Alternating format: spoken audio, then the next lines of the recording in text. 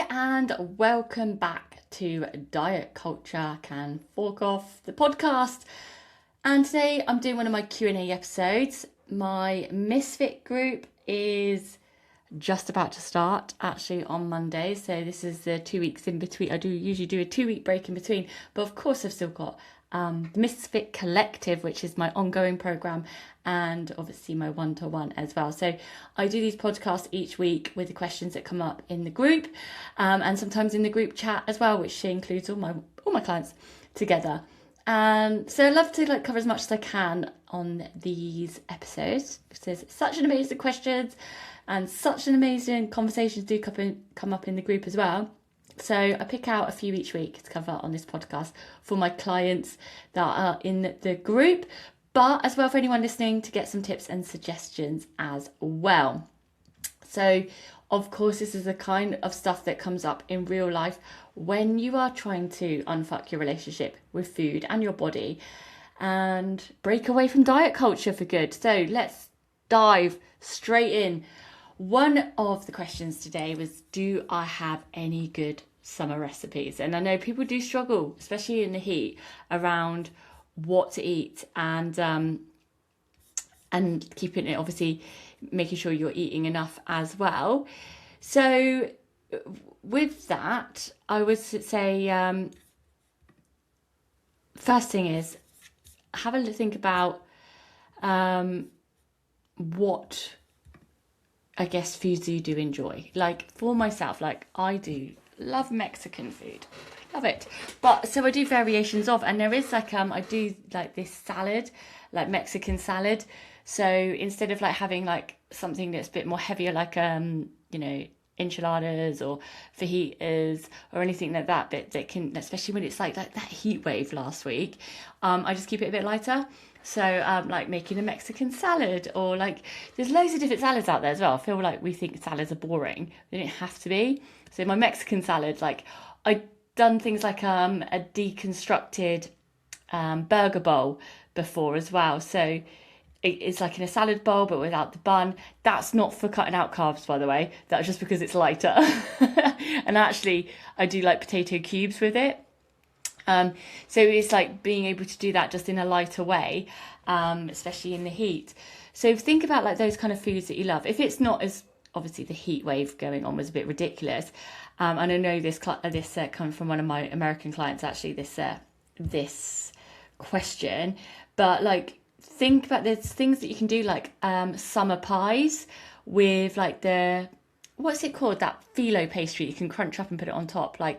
Again, with chicken and keep it lighter. Summer casseroles is it if I know you're busy, so being able to put things in the crock pot, the slow cooker for a while, putting in there, do it all day, that kind of summer casseroles. I'm a big fan of baked potato, jacket potato. I know one of my American clients as well, she thought that was hilarious that we call it jacket potatoes. So she was trying to teach all her friends to call it a jacket potato as well. So I don't know if she managed to do that. But anyway, I go off. She think about those kind of recipes. Salads don't have to be boring of oh, here's some lettuce leaves and, some chicken on the side or whatever. It's fucking boring if it's like that. Try and think about actually what foods do I enjoy and can I turn that into, something a bit lighter. So, like I said, for example, the deconstructed burger bowl, the Mexican salad bowl, those things can be fun. They can be exciting, especially if it's foods that you love. Just thinking, actually, we did a poke bowl, that kind of stuff as well, rice bowls. Again, it keeps it light. It keeps it summer. It can be really fresh ingredients that does help in the summer. We had a rice bowl actually on the weekend, that's what just reminded me of it. But I used to do this Korean chicken rice bowl I haven't done for a while with radishes and stuff. So again, it's cool, it's fresh, it's tasty, it's not too heavy. There's lots of good summer recipes out there, but find if you've got a certain particular taste of food that you enjoy. Can tell that I love a bit of all sorts, basically. But you get that hankering, don't you, sometimes? Oh, I really fancy noodles, or I really fancy this, like noodle salads, again, another one, like Vietnamese noodle salad. Love that. Like, I love my like Asian food. So think about, what's fresh. Oh gosh, I need to make one of those now. With the rice noodles. I used to make summer rolls and stuff like that, even though they could be a bit fiddly and you wouldn't want to do that in a rush. But think about those kind of things you can do quite quickly, and you can prepare some of the stuff before as well. So like cooking up batches of chicken, and you can have that cold, like on a salad. Cans of tuna as well, another great way of doing it, and it doesn't take that long. That's what I would suggest. Have a little think about those. Hopefully that's coming up with loads. I've just like gone off on one there about like different recipes. I was thinking on my own, thinking about what I can make later, or get Alex to, because that's more likely. But anyway, I hope that answers your question on good summer recipes. Now, these other two questions that come in, really great questions here that I'm going to dive into a little bit. I wanted to spend a bit more, so I spent enough time covering these. So, how do I manage to avoid comparing myself with others, or how do I stop this? And obviously, like, first of all, like, thank you for saying this. Like, and I know this came up in the struggles as well for you when we did your check-in, and for this client. And this is something that I would say the majority of women that I help do struggle with. Most of them, probably. All of them, more likely. And that is why we have got a few like modules in the hub now to help with body image. So first of all, I know we had a call with this client yesterday. Actually, this is one of my one-to-one clients that this came up with, and she put it as a question for the podcast. I know you've worked through the identification module, the inner critic module, and you've named your inner critic, and you're working through those tools, and like understanding that there's a lot of, what am I trying to say here? A lot of history with the self-narrative that's going on, the inner critic. When you've been struggling with your inner critic, for most of you, it's probably been pretty much your entire life, or as long as you can remember. You need to remember that is very deep-rooted, okay? So this is something that's just not going to, I wake up tomorrow, my inner critic's gone, okay? That's not the aim here. The aim is to start breaking it down, start challenging it, start reducing its hold over you. And then that's why I say, like, to name the critic is probably the first thing to do, because you can start seeing it for what it is.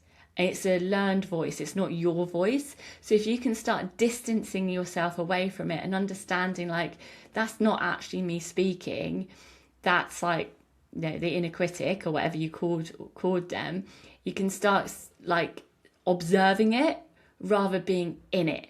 And that makes all the difference, because then you can start challenging it, like telling it to shut up. like, I'm not going to listen to you today. I know what you're trying to do. You're trying to put me down, and I don't want to believe that today. Like, it's so much easier when you can see it as like a separate entity then from yourself.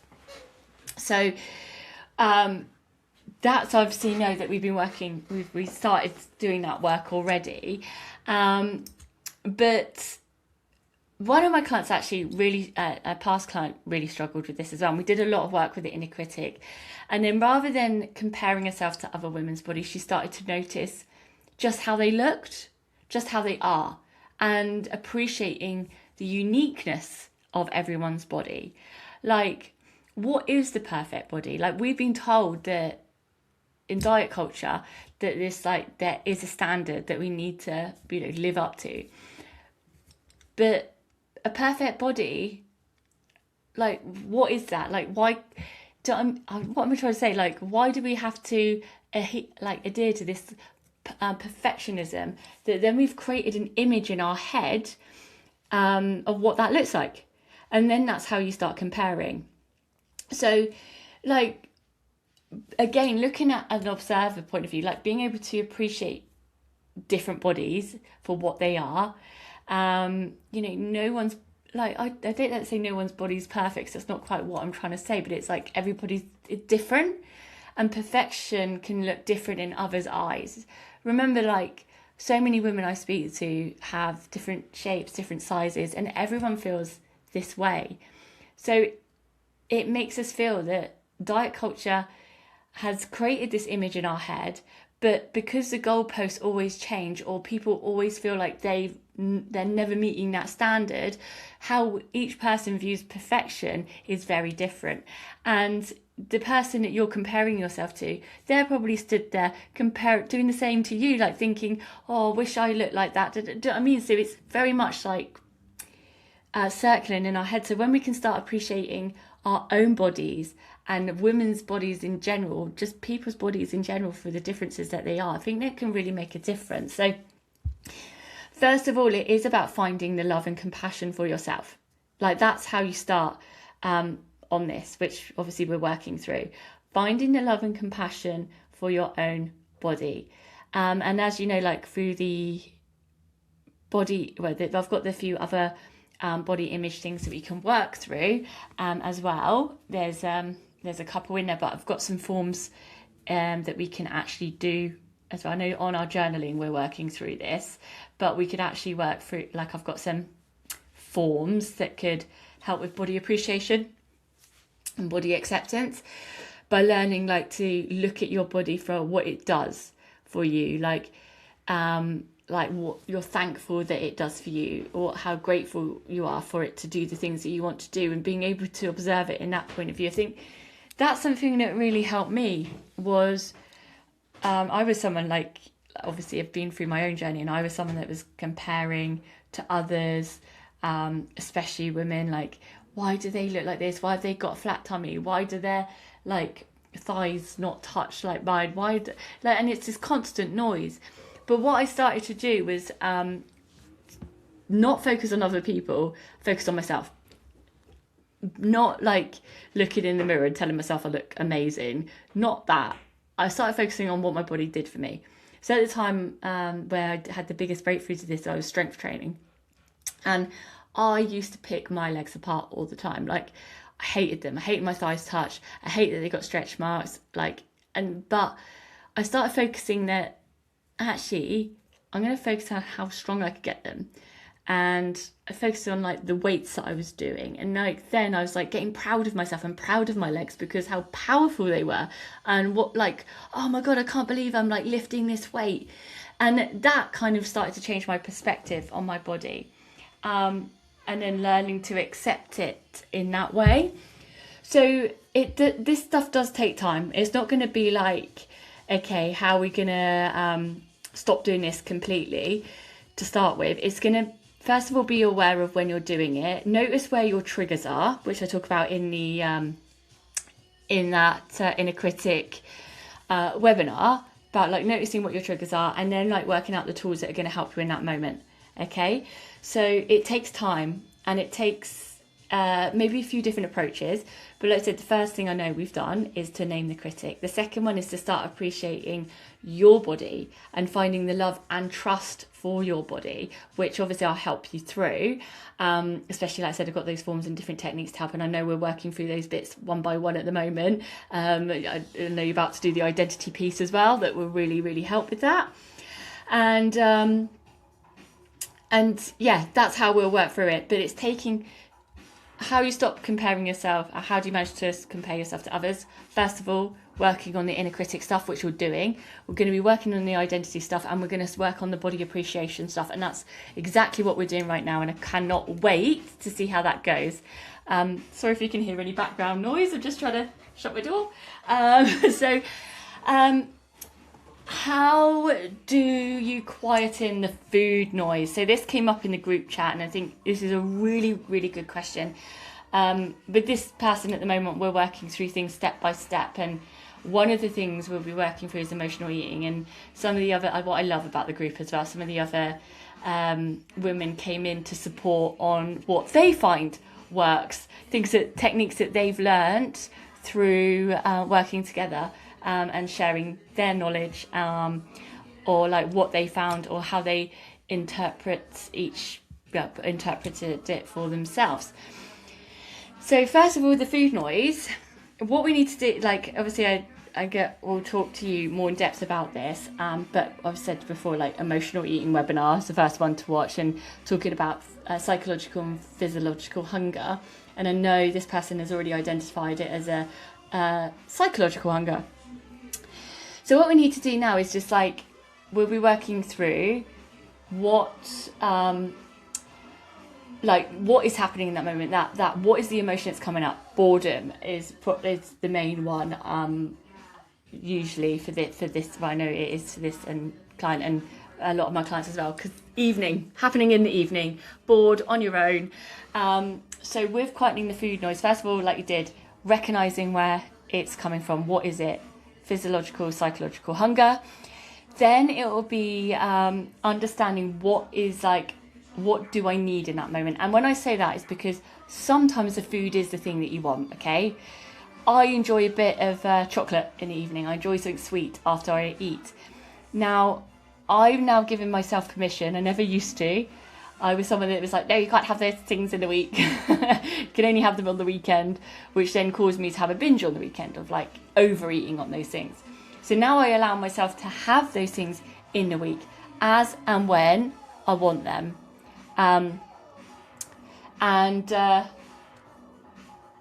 Sorry, I'm losing my train of thought. I can hear background noise. It's making my brain a bit like getting distracted. So what I was going to say is, hang on 1 second.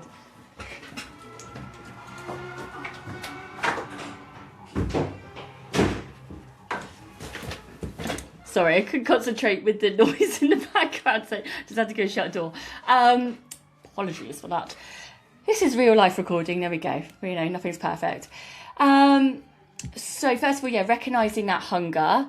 Then I was, so now I allow myself to have chocolate in the evening. Like I've given myself permission to have it as and when I want it.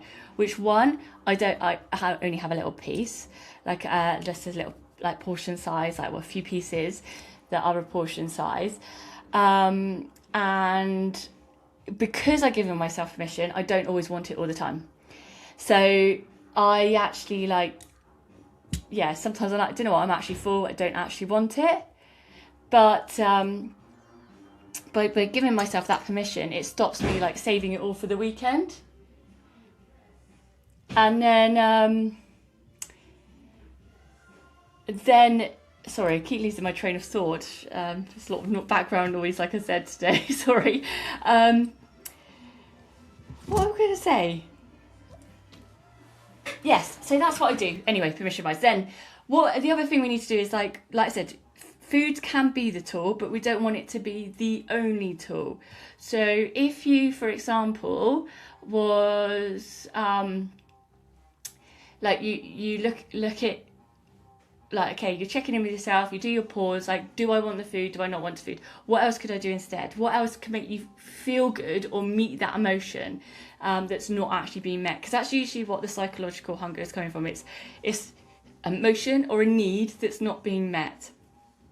So if it's boredom, for example, like you're wanting that dopamine hit, what could help you in that moment? Like, I'm a big fan of like doing things with your hands. Creative stuff really can help. So adult colouring in, I know they were talking about crocheting, knitting, doodling, I don't know what else. Like maybe you're doing it in front of the TV, I don't know, or maybe you want to listen to some music.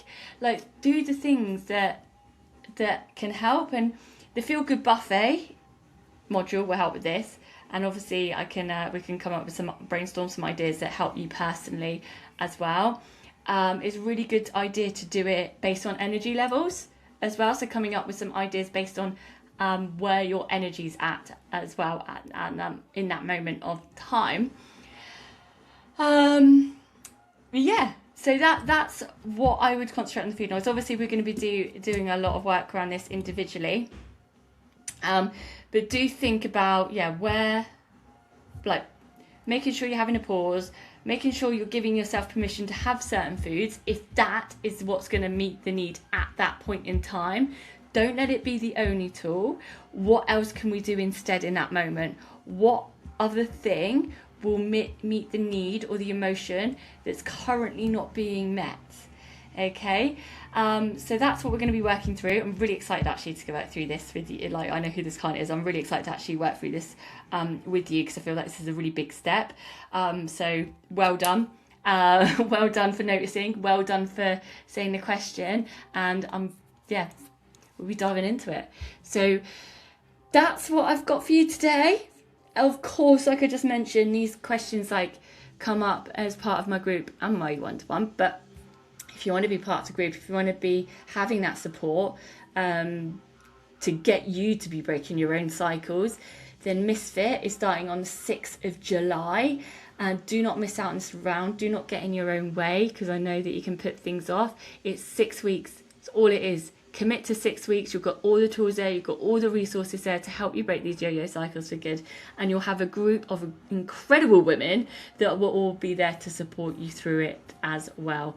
Not just me. And honestly, I don't think that's talked about enough, how much having a community like that can really, really help. So take care. And I'll put the I will put the Misfit link in the show notes. See you soon.